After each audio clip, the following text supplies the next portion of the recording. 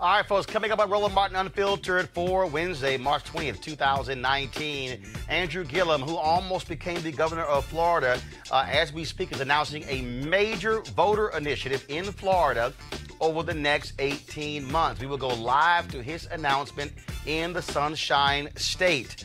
Supreme Court hears a case of a small-town Mississippi prosecutor who kept black folks off of juries repeatedly. Did he practice violating the U.S. Constitution? No shock, white DA in Mississippi. Folks, a 911 calls with a crazy-ass white woman who used the N-word over and over in Connecticut grocery store have been released. Trust me, it does not help her case.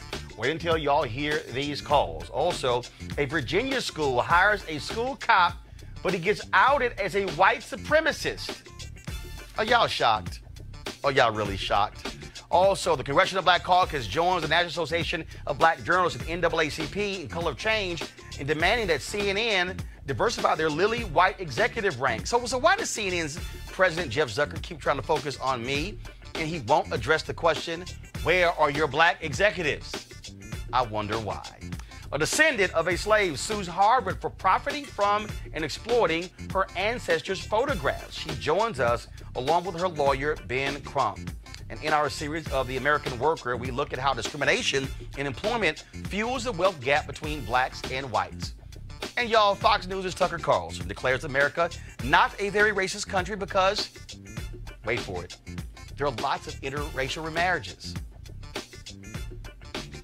Tucker, you know Thomas Jefferson had a black woman.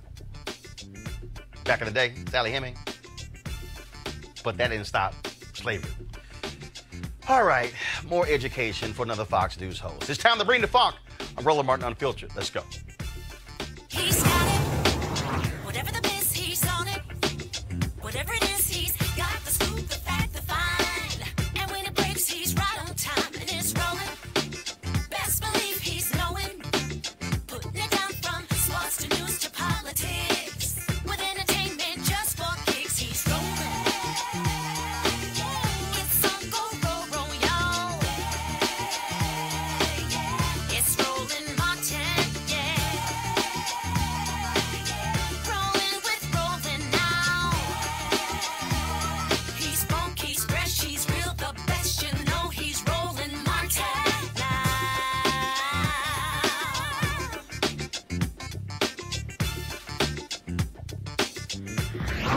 Martin.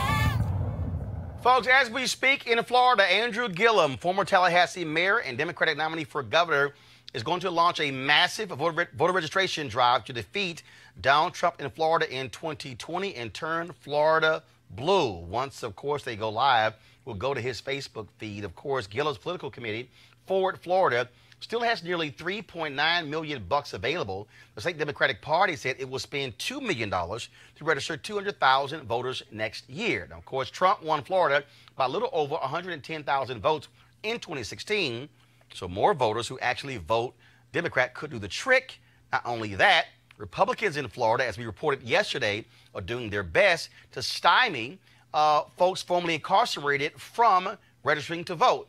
They represent 1.4 million people as well. That could be a game changer in the Sunshine State. When Andrew Gillum starts speaking, we'll go live. All right, folks, I want to now tell you about this story out of Harvard, where Harvard has been profiting. New York Times reported this.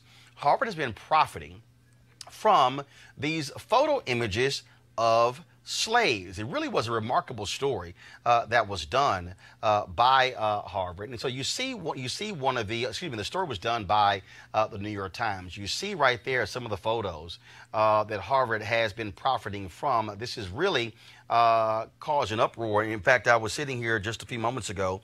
I had retweeted something from Congresswoman Ayanna Pressley, who raised the question, why should they be profiting from these various photos? Should that be income that actually goes to the ancestors of those particular slaves? And so right now we want to go to Attorney Ben Crump. He's actually representing the granddaughter of one of those slaves. And so, Ben Crump, glad to have you here. Tamara Lanier, glad to have you here as well. Ben, a few moments ago, you sent me the complaint you guys filed. And so walk us through exactly what is it that you are demanding from Harvard? Yes, sir, Roland. First of all, thank you so much for covering this matter. Miss Tammy Lanier, the great-great-great-granddaughter of Renty, who was enslaved in South Carolina, Harvard preeminent Professor Louis Agassiz, a very celebrated scientist who we know today was a racist who sought to legitimize that blacks were inferior to white people while Abraham Lincoln was talking about Emancipation Proclamation. Harvard was going out and saying, no, blacks are inferior and should be on the plantation. Well, this lawsuit today says that Renty is 169 years a slave. And we has two questions in this lawsuit, Roland. Number one, how long will Harvard continue to condone slavery? And number two, when will Harvard finally free Renty? Ms. Lanier, this is it's an interesting story. First of all, go to my iPad, please. I have up the actual story from the New York Times. In Who Should Own Photos of Slaves, The Descendants, Not Harvard, a lawsuit says. We also know, of course, when we found out that Georgetown essentially was saved as a result of the selling of slaves as well. Now we hear this about what Harvard is able to do. When did you first learn about these photos? I first learned about the photos in 2011 after the passing of my mother. And I came to learn about the photos because of a promise that I made to my mother. Throughout my childhood and throughout the childhood of my children, my mother would always tell us the story. She referred to him fondly as Papa Renty. And my mother talked about Papa Renty. She shared with us the stories that were shared with her. My mother heard these stories from her grandfather, who was Renty's grandson. So I'm not that many generations removed from slavery, but my mother spoke of Renty as a family icon. She was proud of her enslaved ancestors. She talked about them often. She talked about them with my sister and I. She talked about them with my children. And when she became ill and was close to dying, it became important to her that I write this story down, that I document this story. At that time, I wasn't aware of the daguerreotypes. I wasn't aware of the images. I was just trying to live out a promise that I had made to my mother.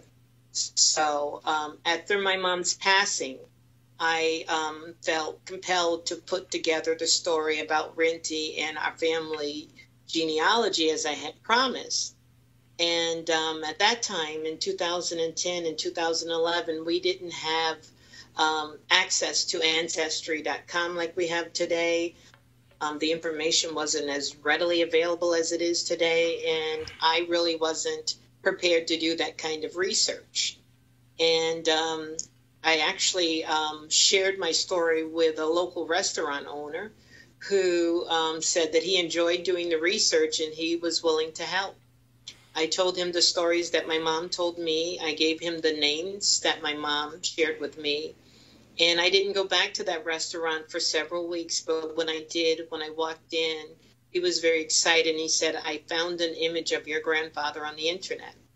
And that's when I first became aware of the image. Ben, and Roland, go ahead. This is before the image. She had the oral history. So when Harvard starts saying, well, she can't prove her linear descendancy, well, these are the oral histories that was told to her before this famous iconic image that had been used in movies like Roots and 12 Years a Slave. They believe these daguerreotypes, the earliest known forms of photographs of African slaves, are worth conservatively between $20 and $30 million.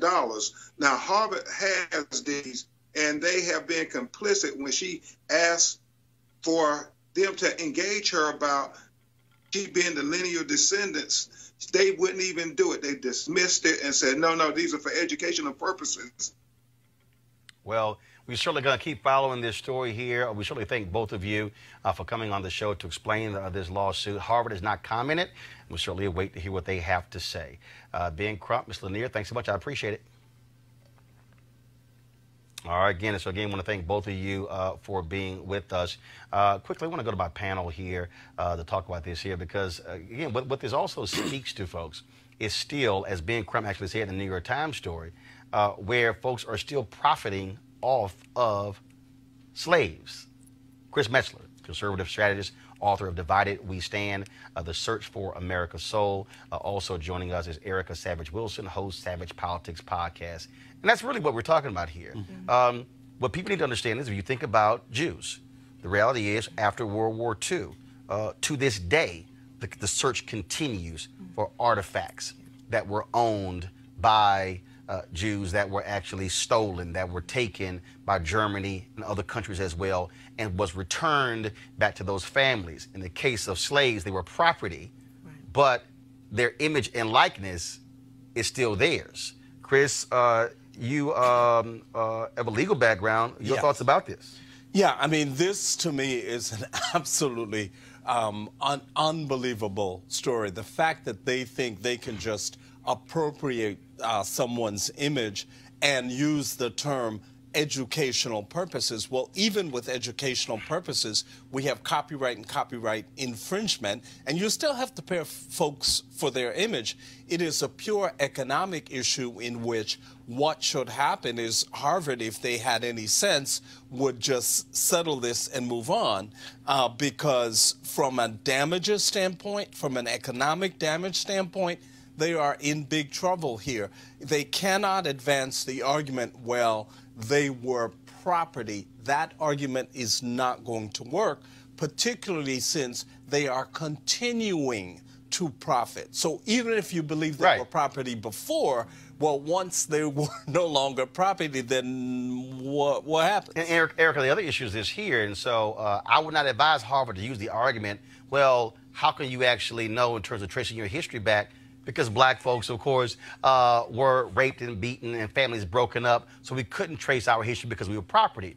To me, if you're Harvard, you say, I'm not going to make that argument, so if we can't establish ownership, hey, we will donate any proceeds or whatever to the Smithsonian Museum of National African American History or to an HBCU or whatever, but that's, to me, that's not the one you want to make. Oh, absolutely, but it really goes back to the 3/5 compromise, that black folks are still fighting for their humanity, for us to be seen as humans. And that number, $20 to $30 million, these are the type of things that we're talking about when the discussions now are raised more, but they've not just began around reparations, about black people getting their due because our humanity was stripped in such a way that we have not been able to catch up economically, housing-wise, education-wise. So for Harvard, I think it would have been best for them to first maybe pick up the phone and talk with someone from Georgetown first before they released a statement about not being able to to track who and what this photograph particularly belongs to, especially since we have a culture of Chris, real quick. Yeah, so but the interesting thing is you are one of the world's premier legal and research institutions. You have all kind of folks with genealogy and all of that kind of stuff. You mean you just couldn't go down the hall and say to the head professor of genealogy, help us out here, before you made such an asinine statement? Yeah, for sure. All right, folks, let's talk about this other story. Of course, the U.S. Supreme Court is hearing a case involving a white DA in Mississippi. His name is Doug Evans. He excluded 41 of 42 black potential jurors over the course of 6 murder trials for one man, Curtis Flowers. Now, Flowers was accused of murdering 4 people. The actual evidence against him is thin, and there were 2 mistrials and 4 convictions, 3 that were overturned. The one conviction that stood had 11 whites and 1 black person on that jury. Now, the reason also they kept getting overturned, the cases kept getting overturned because Evans kept striking black people. And the appeals court kept saying, you were wrong. And he kept doing it. Well, today, the case was argued in the Supreme Court. The newest justice, Brett Kavanaugh, seemed to side with Flowers' attorneys. Now, if he votes with the 4 liberal justices, justice might be done. The ruling is expected to be before June. Also, today, Clarence Thomas woke up and actually asked his first question in 3 years. He's known for not really asking any questions. And in fact, prior to him asking a question 3 years ago, It was 10 years before he had actually asked a question. Pretty interesting here. I want to go back to our panel here. We have seen other cases before. The Supreme Court had previously ruled in a case, I believe it was in Georgia or Louisiana, where literally the prosecutors marked B next to the juror's name and who they struck. We know for a fact that prosecutors, Erica, have consistently done this. Yep. They do not want black people on death penalty cases, especially if it's a black defendant. Right, because death penalty cases disproportionately impact black folks. And this is why elections are so consequential.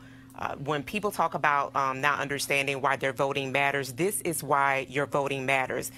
Voting for those people that are pursuing those seats as DAs and those local justice seats, this is why it matters. And particularly in this case of Mississippi, their prison, that penitentiary, Parchment, is literally a 16,000-acre farm. And so the years that this man has given his life to that institution, having been tried over and over again, is completely outrageous. And this is why we vote. This is why we are involved in not just national elections, but local as well. Yeah, well, first of all, prosecutors generally forget, in my experience, having been a prosecutor, that the job of the prosecution is not to convict, it is to do justice. So to the extent that you see someone who keeps striking black people from the jury pool, that's not justice that's being done. And that's very clear. That's number one. Number two, as a purely legal matter, as a constitutional matter, this is clearly unconstitutional. The courts have already ruled on this issue. Part of the problem was the courts below, because they at one point overturned, and then they were like, yeah, the state court said, yeah, we don't want to hear it. And so now I believe the Supreme Court's going to rule that this is unconstitutional. I think you may get Kavanaugh, and I also think you may get Chief Justice Roberts on this as well. And this is what black folks have had to deal with in this country. When people understand why you have a foul criminal justice system, because we know that it is stacked against black people, and there are other prosecutors like this guy right here. And I keep saying that, look, the way you fix this is you say to any prosecutor, you strike black folks from jurors, you're going to actually lose your license.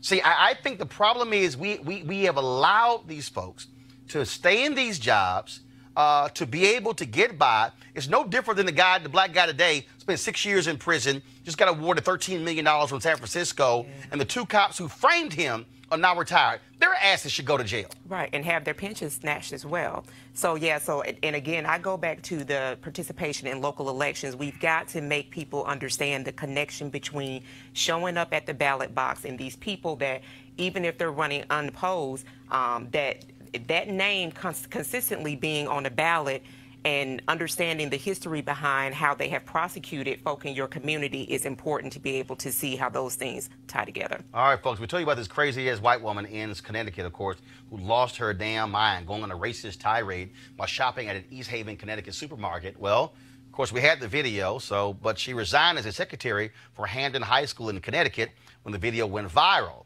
Smart idea, because now she's still in the news because a local television station has obtained her 911 calls. Check this out. The man in his little scooter said, "Are you talking to me?" And I said, "No, I'm not," because he called me a I called him a Then he continued to get up and threaten me. So there was spitting going back and forth. He spit on the back of me, and I am pressing charges. Somebody better do something now. My jacket is in the middle of the ShopRite parking lot because and where are you? Spit on it with this dirty, disgusting, AIDS-infested.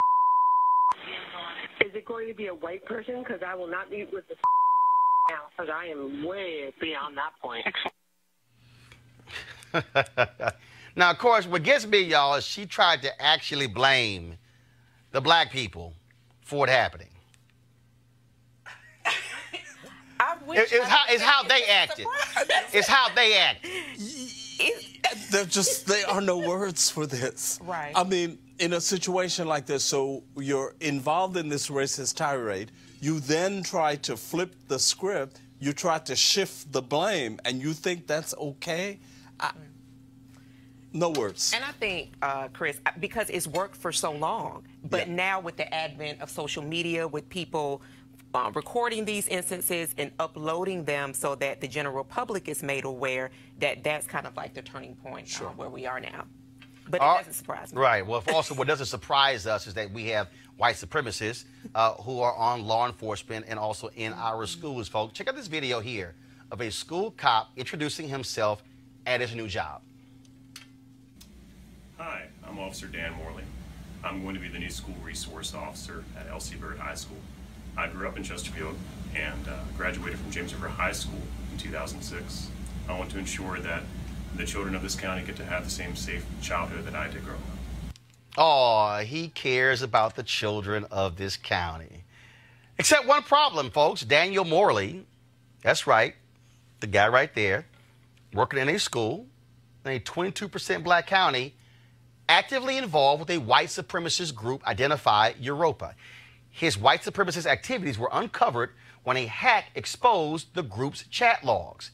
He has now been suspended pending an investigation. To add insult to injury, the school in Chesterfield County, Virginia, where he was hired, is named after a dead state senator, L.C. Byrd, who was a member of the Massive Resistance, a powerful pro-segregation organization. So even after the 1954 Supreme Court decision in Brown versus the Board of Education, the school board in Chesterfield still has some work to do. The thing about this is that we reported the other day, white supremacists in our military, in law enforcement, we keep seeing this over and over and over again. And these are folks with badges and guns. These are the people who are playing a role in what's happening with our children.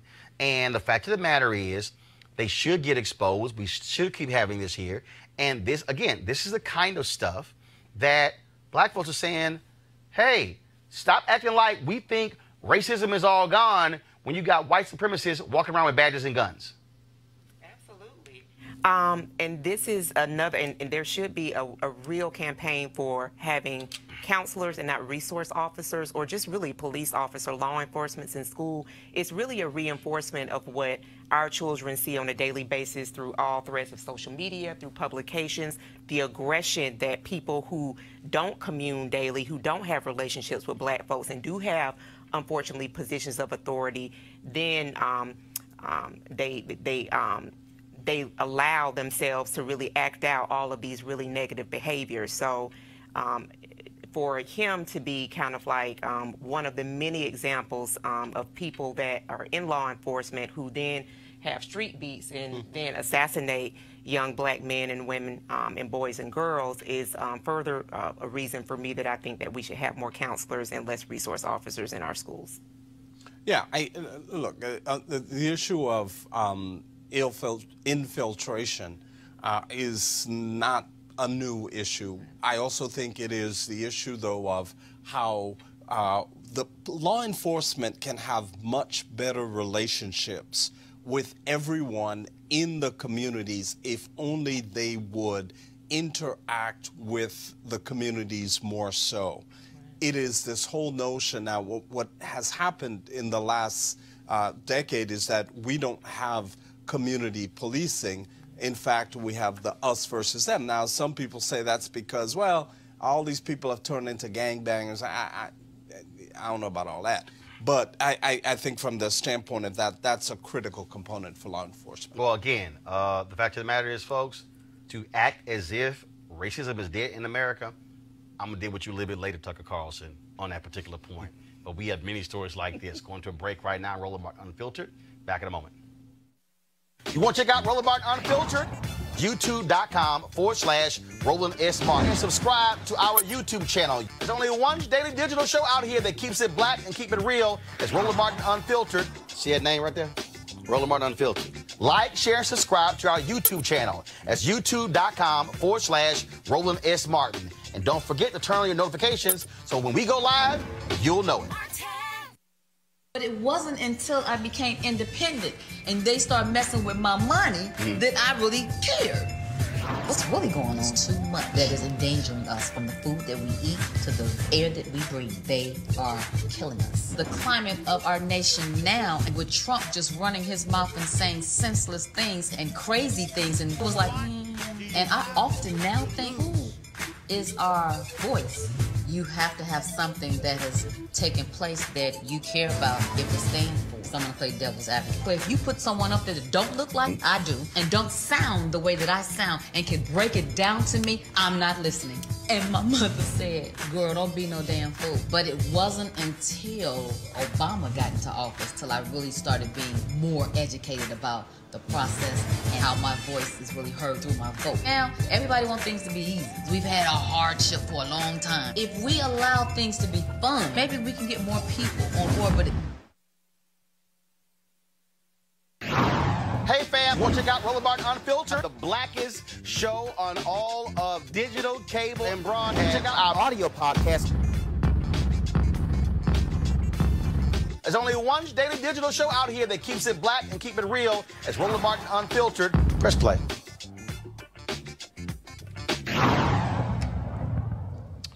All right, folks, the NAACP, of course, has already stood with NABJ in demanding black executives at CNN. Now, the Congressional Black Caucus, they were actually weighing in with their voice as well. Critically important, folks. And so I want to go to read the statement that was sent out by Karen Bass. She, of course, is the chair of the Congressional Black Caucus. She said, quote, "A newsroom that looks as diverse as America has the ability to raise awareness about issues impacting black and brown communities across the nation. CNN's lack of black representation among its leadership positions is truly troubling, and it must be addressed. It is through diversity at all levels of any company that we are truly able to thrive, and our media must be committed to the core American values of inclusiveness and diversity. The CBC stands firmly with NABJ and asks that CNN implement policies that allow African Americans to obtain equal representation within the newsroom." Now, I got a phone call, folks, today that CNN, they have a monthly town hall meeting where Jeff Zucker, the president, meets with CNN staffers. One of the first questions he got was regarding NABJ. What he then did was continue to criticize me, saying, oh, the damage I caused CNN with the town hall back in 2016 that we hosted at TV1, when in fact, I didn't send any questions to anybody. Donna Brazile did, and she's admitted that she actually should not have done that. Now, here's what's interesting. In the meeting, Jeff Zucker refused to say how he's going to fix his problem. See, Jeff Zucker wants to keep trying to make this thing about me. Nah, boo, it's your problem. Where are your black executives? Where's your black plan? That's the real deal. Now, Color of Change has also announced their online petition. Jeff Zucker, give black execs a seat at the table. If you go to colorofchange.org, you can sign up for their petition. All of you should sign up. They want to deliver thousands of petitions to the doorsteps of CNN saying, where are your black executives? I want to go to our panel here. Chris, here is the real deal. The real deal. Jeff Zucker wants to keep trying to say, oh, well, we'll meet with NABJ if Roland's not there. I ain't your problem. Your problem is you got no black executive producers. You've got no black VPs, no black EVPs, no black SVPs, and no black direct reports. And not a single statement that CNN has released since NABJ dropped our statement and going public have they addressed the core issue. And I don't believe Zucker plans to address the core issue so long as he can deflect. The fact is, for me, and strictly from a conservative position, I absolutely enjoy the fact that CNN, who has for so long really criticized conservatives for being racist, now we see that, in fact, they're complicit in this. There is no reason in the world that CNN, for as long as it has been around, does not have a more diverse ranks of people. That's number one. Number two, clearly, I don't think that what he's going to be able to say with any credibility is we can't find any. And again, he keeps. And first of all, folks, Robert Patillo has joined us, so we get Robert mic'd up right now. So I just want to let y'all know that. And of course, we know he wants to weigh in, being based there in Atlanta. So you'll do so in 1 second. Glad to have you here, Erica. That's the real deal here. They won't address the issue. Jeff Zucker in every statement, oh, Roland did this, didn't. And so we're not going to meet with NABJ because of Roland. And then he apparently he also said in a meeting today that this was y'all going to love this one. If NABJ was serious about diversity, they wouldn't meet with us without Roland. What? If you were serious about diversity, you would hire some black people as executives. See, again, no, that's game, recognized game. Right. Right, and deflection will not win because diversity is a must, and we all know that media definitely shapes the imagery of everything that we see, and because a lot of the content that we do consume is really coming from one lens, the pushes that we're seeing by NABJ, by yourself, by other people that carry influence are most important so people can really see the difference between what it means to have well-rounded news because their most recent hire, a political editor, is a white woman. So again, that's not diversity as well. First of all, after they got criticized for hiring Sarah Isker, who was a spokeswoman at the Department of Justice, as a political editor, when she's never worked at a media company in her life, has never been a journalist, they got their behinds ripped. Then when she announced coming off a vacation, oh, I'm just going to be an analyst. And then Jeff Zucker tried to defend that by saying, oh, she was quite talented, never been a journalist in her life. Show me somebody black who gets hired as a political editor at CNN, who's never been a journalist, who's never even worked at a media company. Gotcha. But the thing here, Robert Patillo, is, first of all, here, you got my iPad here? Okay, y'all, pull it up. This photo y'all see right here is a selfie that we took on Monday when NABJ met with the leadership of ABC News. I was in the meeting, Robert, and we're dealing with them on black executives. The reality is Jeff Zucker can try all he wants to make me the story, but no, the reason NABJ called them out is because no black executive producers, no black vice presidents, no black SVPs, no black EVPs, and no black direct reports. That's why we called them out. Well, I like to keep it 100 when I'm on here. So let's just keep it 100. The first time I met with somebody at CNN to talk about being a political analyst, to talk about being a pundit, to talk about coming on to talk about political issues and criminal justice reform, the person told me we do not have any straight black men who come on our network. Bam. 100% is what they told me. And so then when I started looking through the people who they invite on, the people who talk, you'll notice there are very few alpha, assertive, straight black men who get to talk on CNN about political issues. Well, maybe that's why in 2013 they wouldn't give me a new contract. Go ahead. Let's keep it 100%. Hold up. The person literally told you that. If you keep it 100% crunchy, if you look at what you see, they love having catty black women. They love them snapping their necks and making sounds and all those other things to make viral clips. They love the black men that they have on to do the same, to be sassy and insulting. They had the one lady filing her fingernails and to make viral clips. What they do not want is anyone talking on behalf of the black community from a place of authority, from a place not of partisanship, not to say, well, Trump is the devil or Hillary is the devil or whatever else it is. They want those types of people who create the types of viral clips that they want. And because of that, you cannot consider that to be real news. And here's the piece. By having no black executives, there's nobody at the table to say, this is why you shouldn't be doing this nonsense. And that's the real deal. Now, first of all, there's some brothers over there I know who are contributors who are heterosexual and they married. Well, they probably minority though. I got you, but again, I'm just y'all know. But literally, a person who works at CNN that's what they told you. Told me. Also, y'all, go to my iPad for the next photo. This was back in, I think it was September or so. This is us with Fox News. Let me say it again. Fox News said, no, go back to the photo. Fox News sat down. Y'all see who I'm standing next to? The woman in the white, Suzanne Scott. That's the CEO of Fox News. Let me go on over here. I'm going to go that way.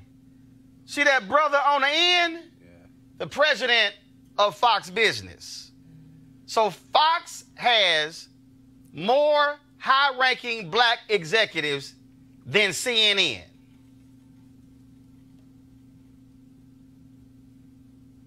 Just going to leave that right there.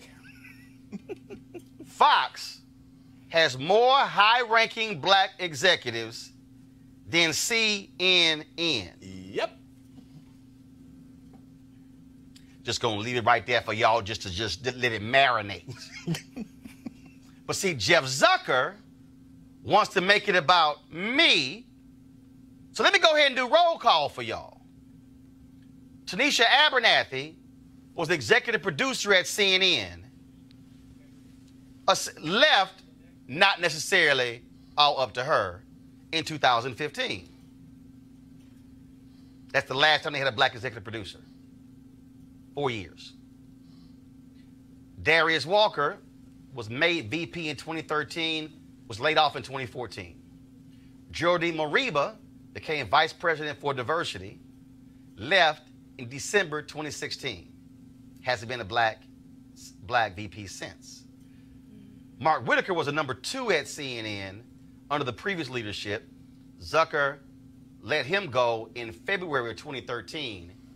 Zucker has not had a black direct report in 6 years. He started in January. So essentially, the entire time Jeff Zucker has led CNN, he has not had a black direct report. So Jeff, you can keep trying to make this thing about me, but homie, it's about you. It's about your lack of black executives. It's about how you somehow can't find them. And just so y'all know, the number 2 at CBS is a black woman, Kim Godwin. It's amazing how they could find a black woman. It's amazing how the other networks can find black people. But see, this is why y'all got to go to color change, because see, back to our panel here,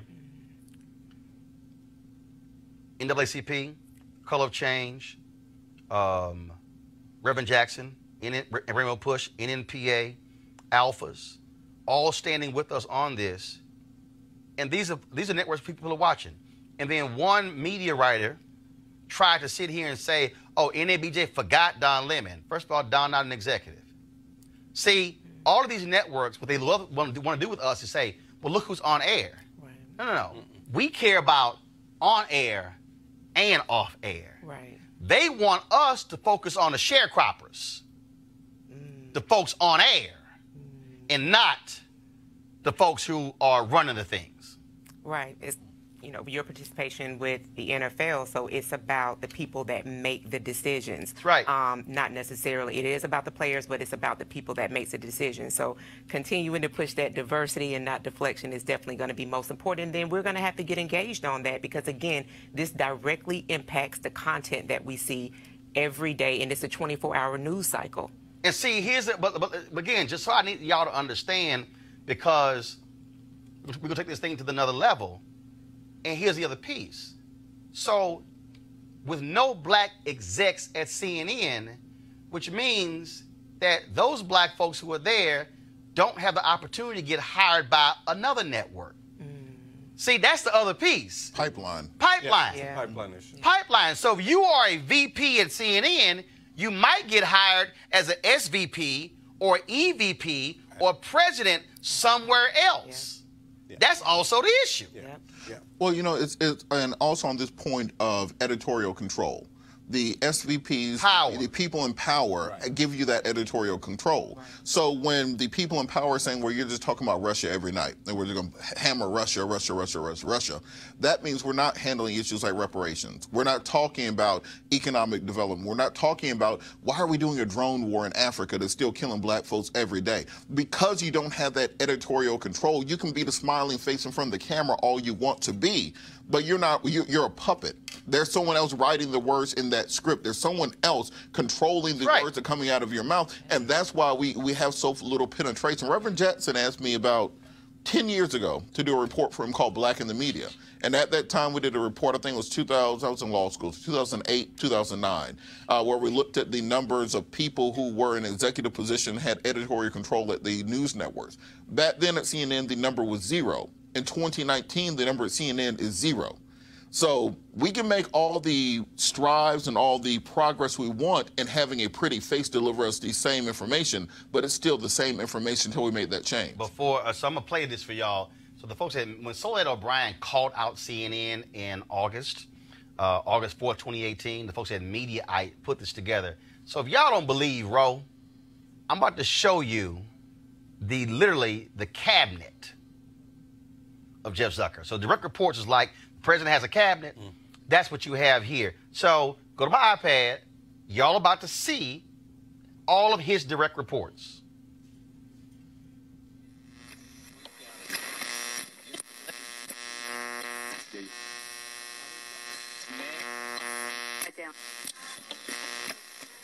This is CNN.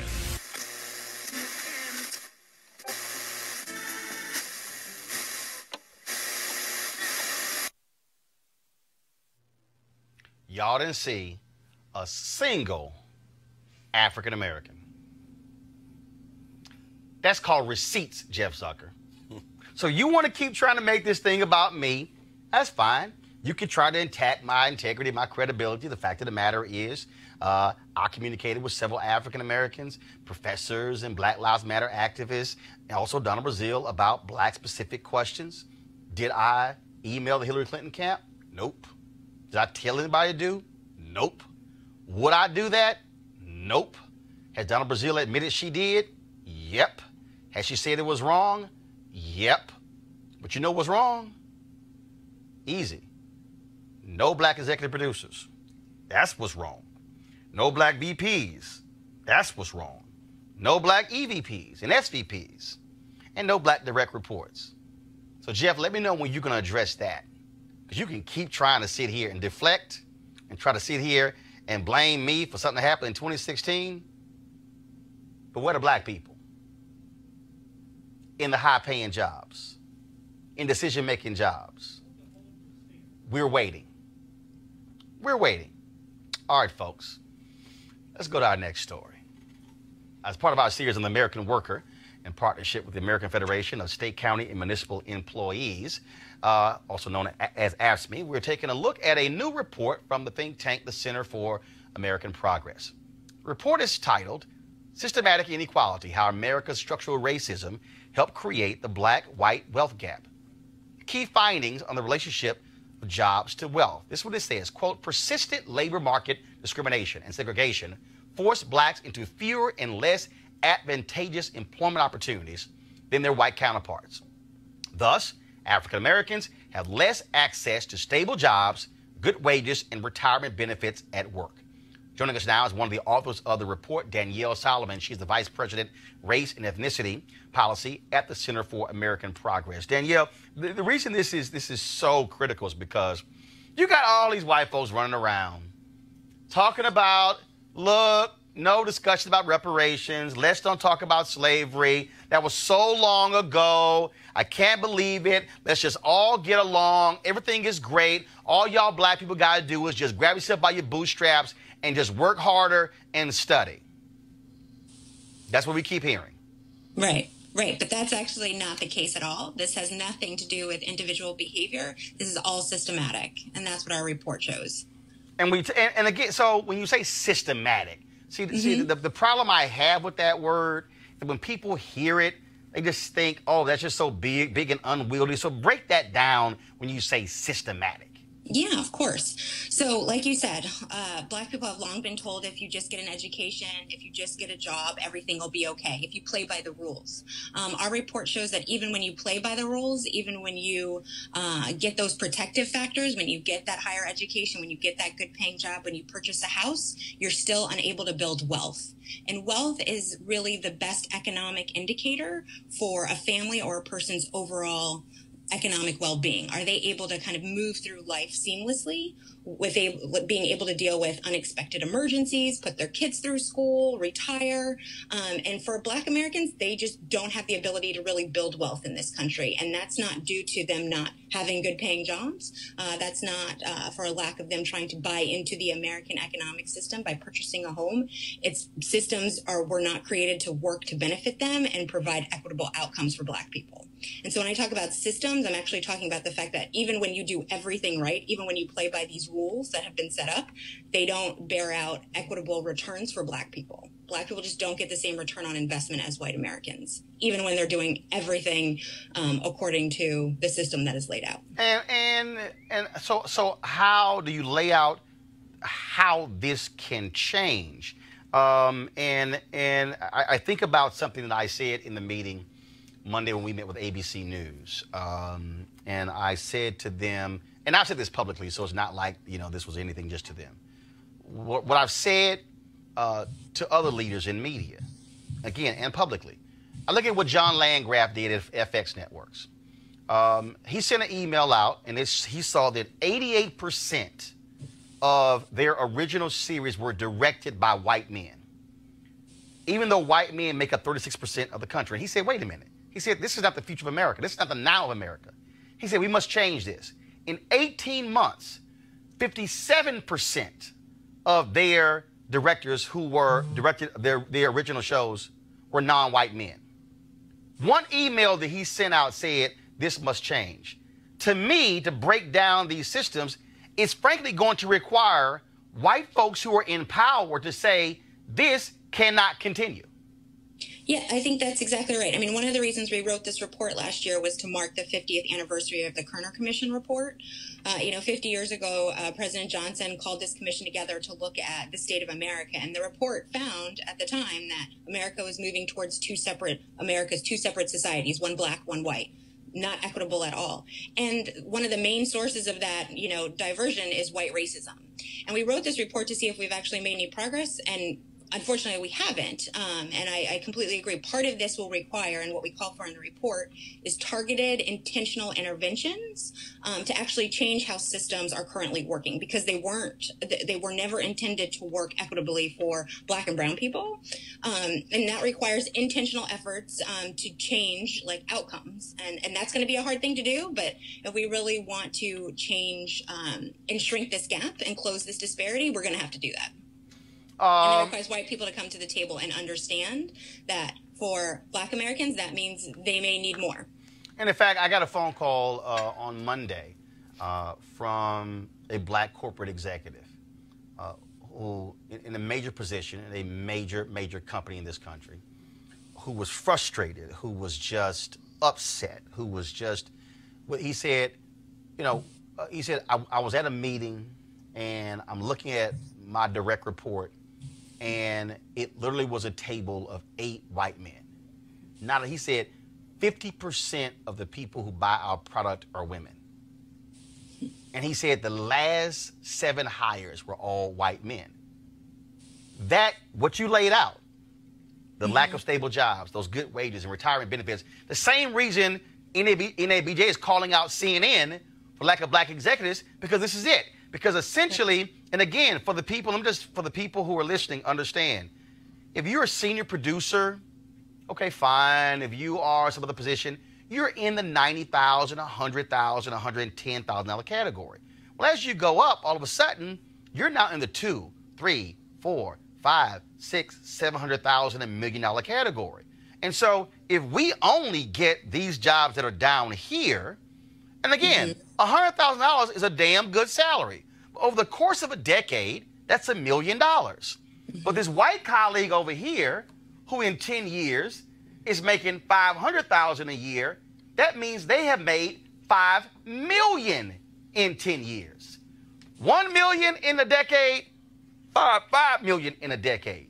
And then so we talk about, yes, 401k, you can fully invest. You can sit here and give more. And so that quality of life, and in fact, that even changes the dynamic for that white executive's children. His children or her children are likely going to go to college without taking out loans. That parent is going to have the wherewithal to say, here's son, here daughter, here's a down payment on your home. Black person over here who's making 50 or 60 or 70 or 80 or 100,000, they don't have that kind of freedom because more than likely they have college loan debt. They have other forms of debt as well. And so we have to just get people to understand that. And I got to say this here as well, Danielle, and I've heard this. Oh, they make enough. Yeah, and one of the things they actually say that.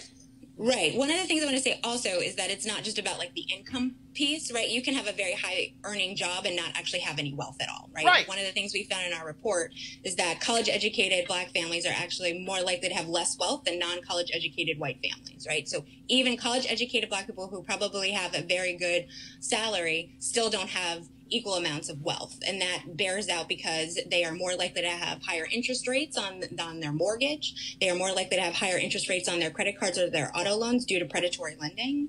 We also know that if they actually sell their home, they are likely to get less of a return on investment compared to their white counterparts. And so it's not just about access to the jobs, even though that's a huge piece in increasing wages. It's also about how do we shore up civil rights protections to ensure that Black people aren't being targets for predatory lending. How do we ensure that more Black people participate in the market and have robust 401k plans? Right now, it's not as good as it should be.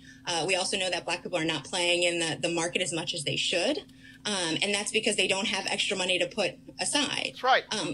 And then on top of that, we need to reduce debt for Black Americans. This is another big piece of the report where we talk about, the need to reduce the debt, even though we also know that Black people actually have less debt than white Americans. They just have higher interest rates on the debts that they own. And so it's a combination of a number of things to shrink this gap. It's not just one thing.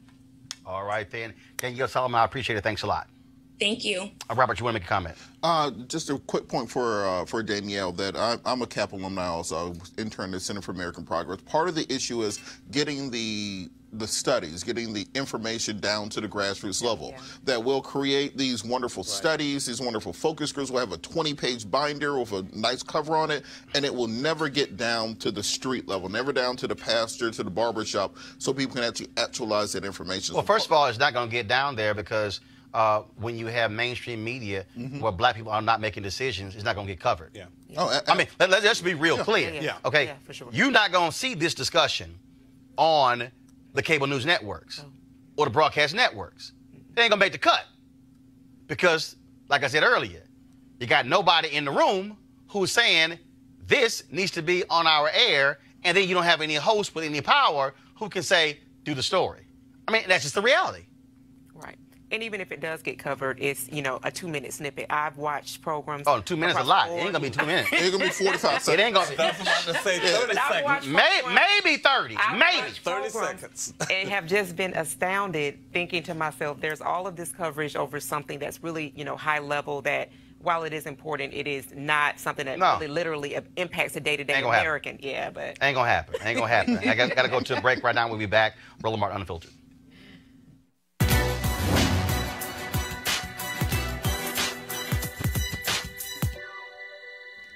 The test of character is the amount of strain it can bear. Lawyer and civil rights activist Charles Hamilton Houston.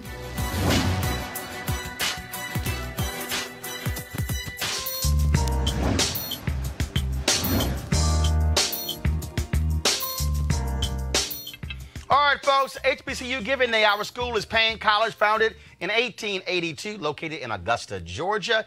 Notable graduates include Emma Gresham, Joseph Lowry, Reverend Joseph Lowry, William Henry Harris, John Wesley Gilbert, Pastor Troy, and many more. If you want to support Payne, go to payne.edu. That's PAINE.edu.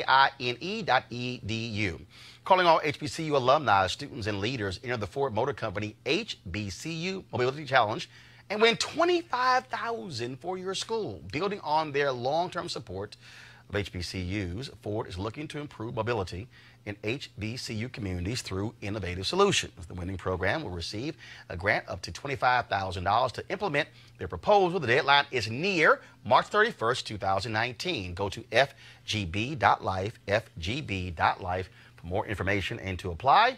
Ford goes further in our community, and we certainly thank them for being a partner here at Roland Martin Unfiltered. All right, folks. Tucker Carlson just continues to make a bigger and bigger fool out of himself. Folks, this was little Tucker last night on Fox News. I agree that slavery is America's original sin. I think it has had consequences that have rippled through the centuries. The question is, what do you do about it?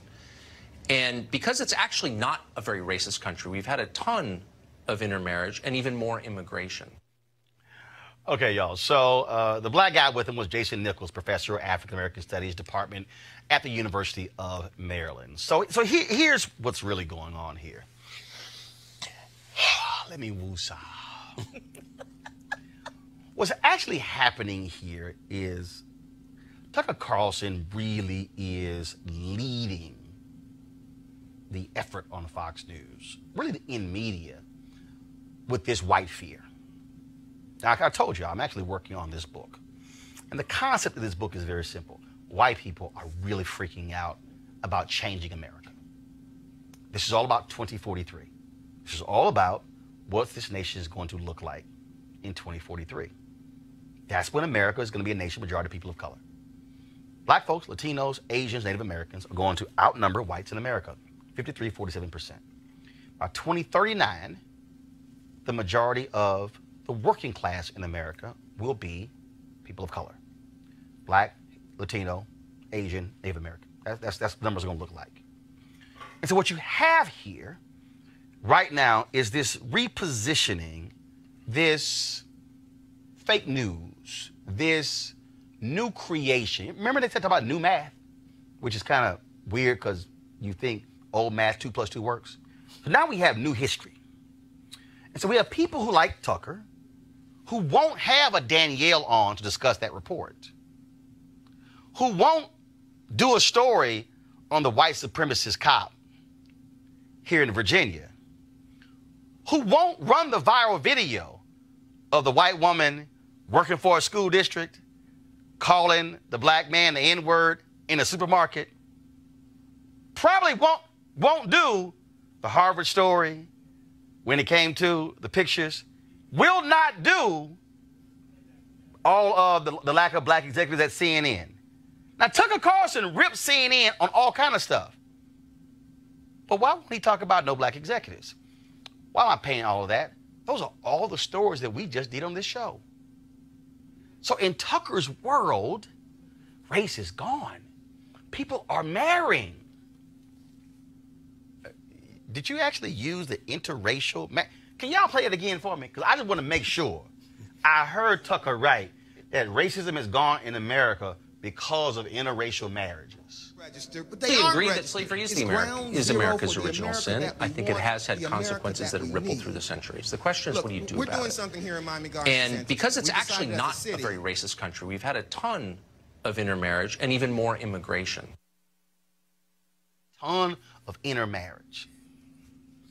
Jack Johnson, first black heavyweight champion, had a white wife. Didn't he get prosecuted because of the Mann Act for transporting a white woman across state lines, which is why they're still trying to get him a pardon? How many other black men married white women in American history?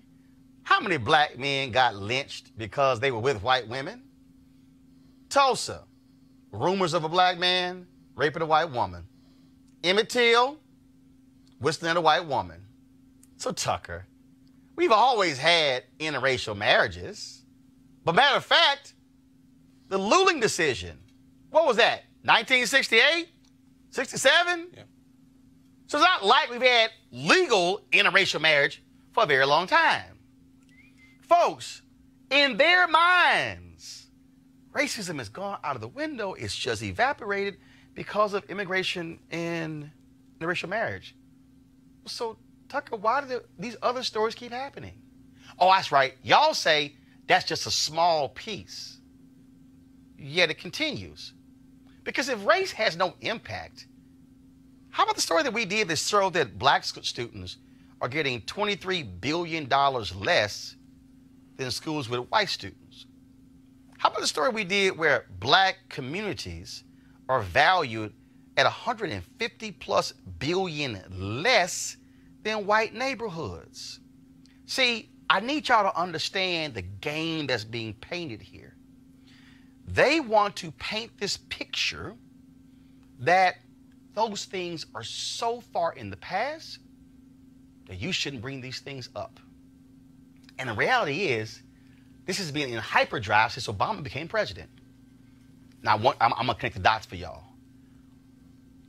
Black lawyers have told me that they're seeing fewer black law partners at major firms today than a decade ago. Corporate America, many of these companies are looking at getting rid of their affinity groups. That means the black employees group, the Latino employees group, because they really said, oh, Obama became president, we good. These things are literally happening in America because they said, oh, we had a black president, all those things have evaporated. Well, when Thurgood Marshall got on Supreme Court, it's not like racism and criminal justice somehow ended. I just told you earlier the Supreme Court is considering a case where white DA in Mississippi threw black people off for juries, 41 out of 42. So I thought it all ended because of Thurgood Marshall.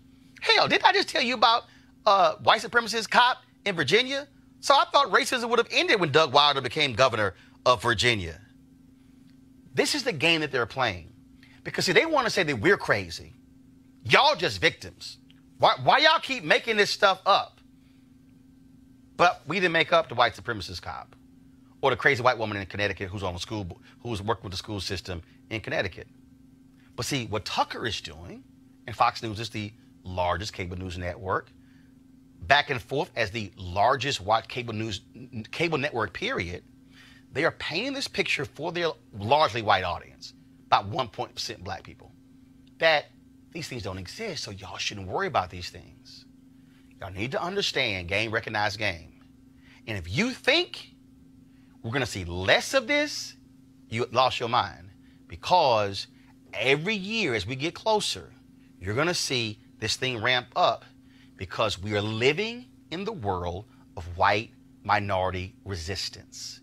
They really believe that they are discriminated against as much, that their lives are so much more difficult, and that we have made things harder for them, and we all have it great because they say y'all have got Oprah and LeBron and Beyonce and Jay-Z and NBA players, and y'all got all of this, but they will never say only one black NBA owner, no black Major League Baseball owners, no black NFL owners.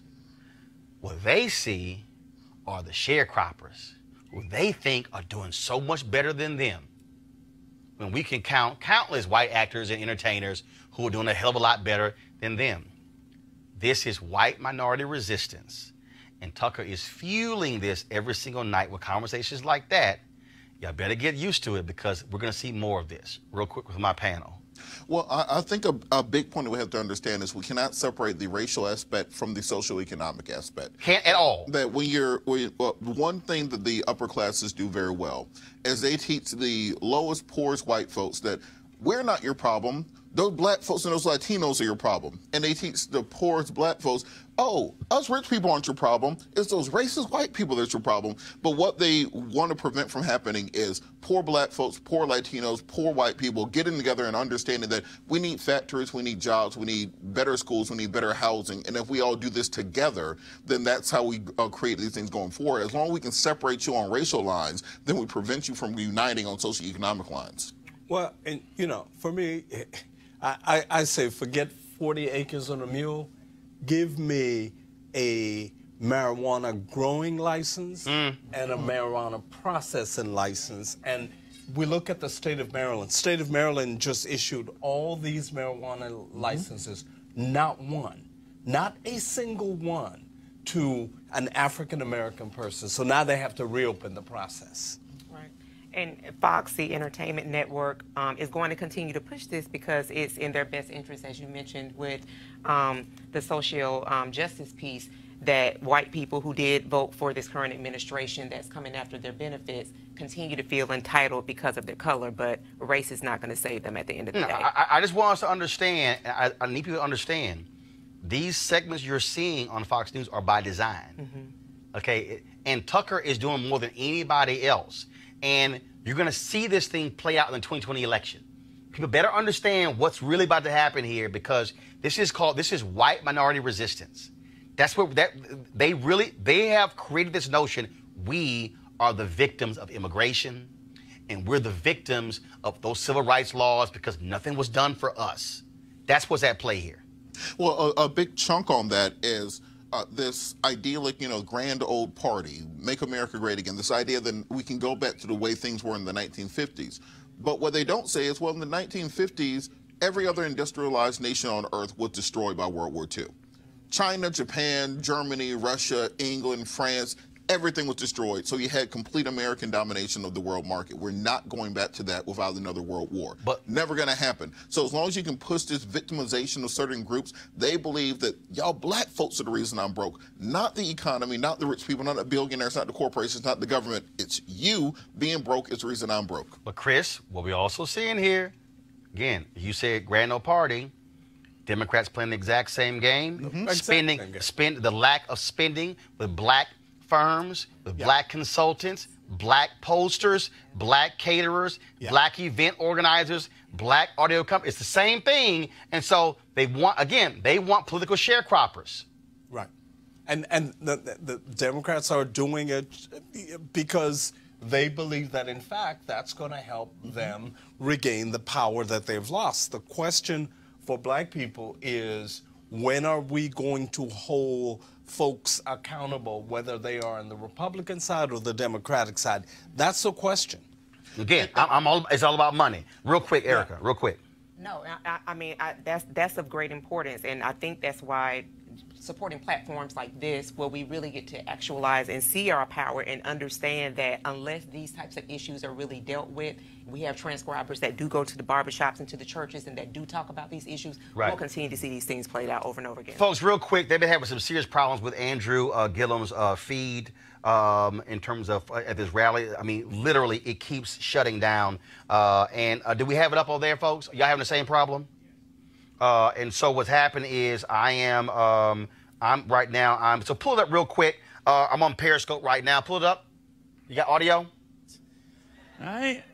And I run into people all the time who remind me how hurt they are. And I'm like, I promise you. Yeah, so I don't know. So what's happening is that's actually, first of all, our Wi-Fi here is good, but the problem really is whatever the issue is in where they are live streaming this, so it's cutting out on Facebook and Periscope. So if you want to go to Andrew Gillum's Facebook page, go to his Periscope page. We're going to try to have him on as well. But yeah, the problem with the stream is really how they're doing it. I wouldn't be surprised if they're using a MiFi. They should have called me. I would have told them that's a bad idea if y'all want to stream this event. So, and so just letting y'all know that don't work. All right, folks. So I gotta go. First of all, let me thank Robert, Chris, as well as Erica, as well as Chris. Where's your book? Where'd you put your book? Oh, like this. See, Chris, if you're gonna have a book, you got to sell the book. You have the book out. Always be selling. You would think a Republican would know that, but damn. Always be selling. I was looking for you to screen. Always be no. See, you don't wait, expect somebody else to do it. You always have your book. See, you ain't got your book. All right, y'all. That's the deal. I got to go, but do me a favor. We want you to support Roland Martin Unfiltered. Every dollar you give, I've seen some of y'all giving, of course, on YouTube. Every dollar that you give goes to support this show, for the conversations that we have, the panels that we have, the live streams that we have, the events that we go to. This is about us. And I told y'all, okay, these networks are not going to cover this, okay? They're not going to cover our stories. We've got to fund our own freedom. Every dollar you give makes this possible. And so a lot of you are watching right now on YouTube. A lot of you are watching on Facebook and Periscope. If you haven't given, give today. You can give monthly. You can give one time. That's fine. But we want more of you to support the show. Cash App, PayPal, also Square. We got all the forms there available for you to give. And so go to RolandMartinUnfiltered.com to join. I would love for 100 of you to join tonight. That's right, 100 of you to join tonight. And so make that thing happen. Go to RolandMartinUnfiltered.com because every dollar matters. And of course, if you're right here on YouTube right now. And if you want to give within this chat room, you can also do it as well. All dollars actually go back to us as well. And so we got a great show lineup for you tomorrow as well, folks. And so I will see you guys tomorrow. Again, RolandMartinUnfiltered.com. Be sure to support what we do. I'll be in Fort Lauderdale, Florida tomorrow, talking to the black educators on Friday, but I'll be doing the show from Fort Lauderdale tomorrow. I gotta go. Holla!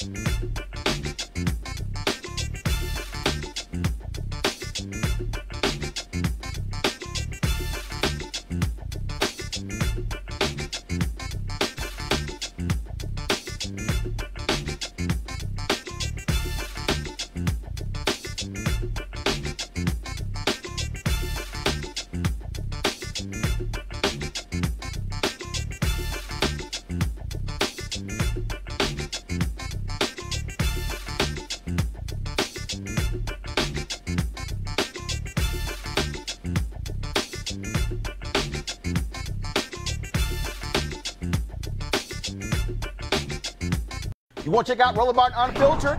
YouTube.com/Roland S. Martin. And subscribe to our YouTube channel. There's only one daily digital show out here that keeps it black and keep it real. It's Roland Martin Unfiltered. See that name right there? Roland Martin Unfiltered. Like, share, and subscribe to our YouTube channel. That's YouTube.com/Roland S. Martin. And don't forget to turn on your notifications so when we go live, you'll know it. Hey fam, want to check out Roland Martin Unfiltered, the blackest show on all of digital, cable, and broadcast. Check out our audio podcast. There's only one daily digital show out here that keeps it black and keep it real. It's Roland Martin Unfiltered. Press play. You want to support Roland Martin Unfiltered? Be sure to join our Bring the Funk fan club. Every dollar that you give to us supports our daily digital show. There's only one daily digital show out here that keeps it black and keep it real. It's Roland Martin Unfiltered. Support the Roland Martin Unfiltered daily digital show by going to RolandMartinUnfiltered.com. Our goal is to get 20,000 of our fans contributing $50 each for the whole year. You can make this possible. RolandMartinUnfiltered.com.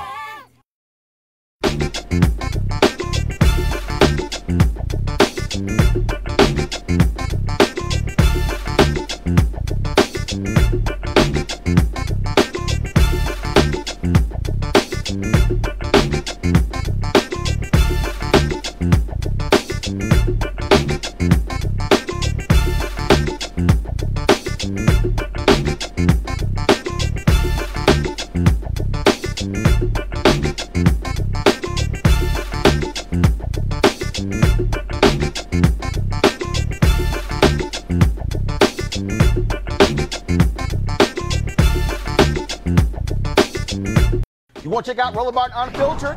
YouTube.com/Roland S. Martin. And subscribe to our YouTube channel. There's only one daily digital show out here that keeps it black and keep it real. It's Roland Martin Unfiltered. See that name right there? Roland Martin Unfiltered. Like, share, and subscribe to our YouTube channel. That's YouTube.com/Roland S. Martin. And don't forget to turn on your notifications so when we go live, you'll know it. Hey fam, want to check out Roland Martin Unfiltered, the blackest show on all of digital, cable, and broadcast. Check out our audio podcast. There's only one daily digital show out here that keeps it black and keep it real. It's Roland Martin Unfiltered. Press play.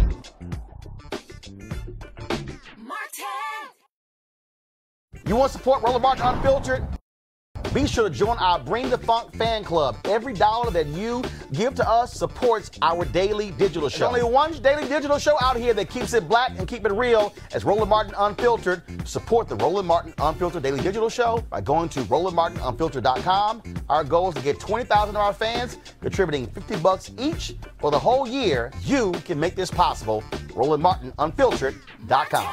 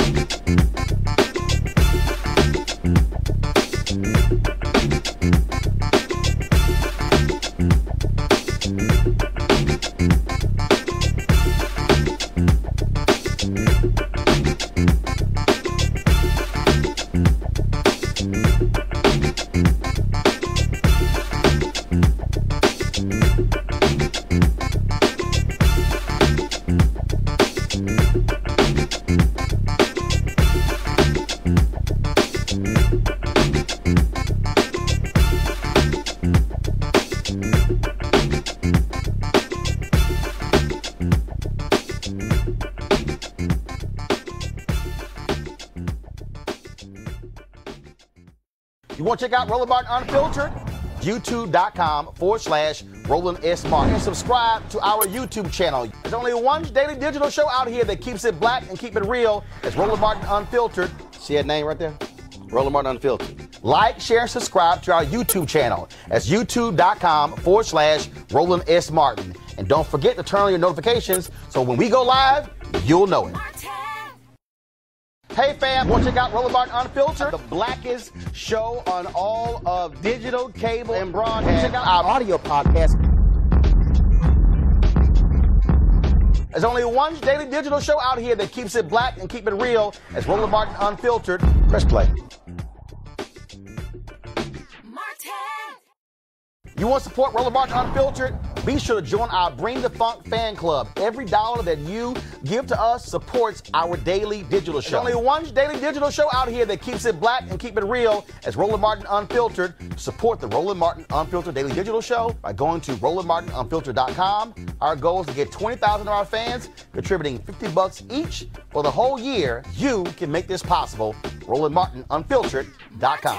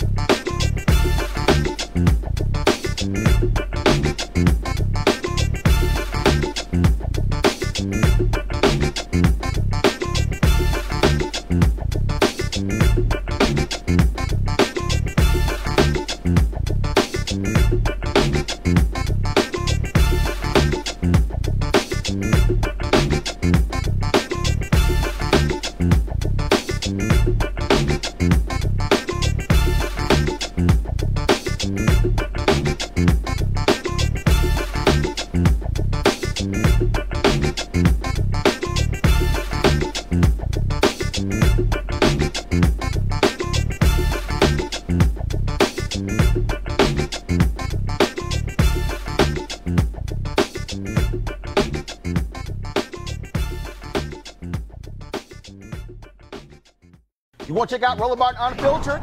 YouTube.com/Roland S. Martin. And subscribe to our YouTube channel. There's only one daily digital show out here that keeps it black and keep it real. It's Roland Martin Unfiltered. See that name right there? Roland Martin Unfiltered. Like, share, and subscribe to our YouTube channel. That's YouTube.com/Roland S. Martin. And don't forget to turn on your notifications so when we go live, you'll know it. Hey fam, want to check out Roland Martin Unfiltered? The blackest show on all of digital, cable, and broadcast. Check out our audio podcast.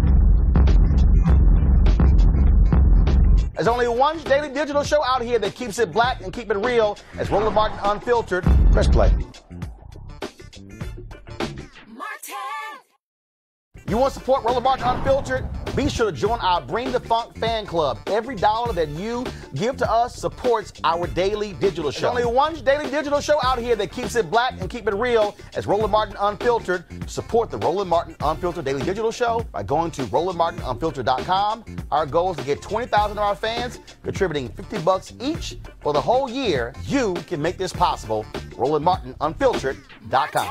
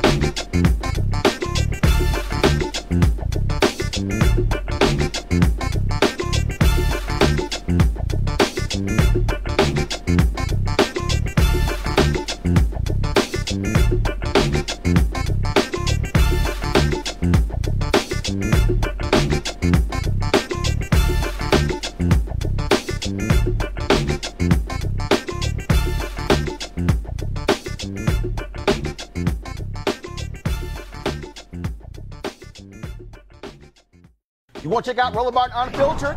YouTube.com/Roland S. Martin. And subscribe to our YouTube channel. There's only one daily digital show out here that keeps it black and keep it real. It's Roland Martin Unfiltered. See that name right there? Roland Martin Unfiltered. Like, share, and subscribe to our YouTube channel. That's YouTube.com/Roland S. Martin. And don't forget to turn on your notifications so when we go live, you'll know it. Hey fam, want to check out Roland Martin Unfiltered? The blackest show on all of digital, cable, and broadcast. Check out our audio podcast.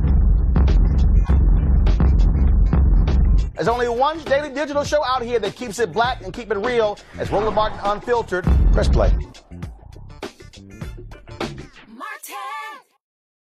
You want to support Roland Martin Unfiltered? Be sure to join our Bring the Funk fan club. Every dollar that you give to us supports our daily digital show. There's only one daily digital show out here that keeps it black and keep it real. It's Roland Martin Unfiltered. Support the Roland Martin Unfiltered daily digital show by going to RolandMartinUnfiltered.com. Our goal is to get 20,000 of our fans contributing $50 each for the whole year. You can make this possible. RolandMartinUnfiltered.com.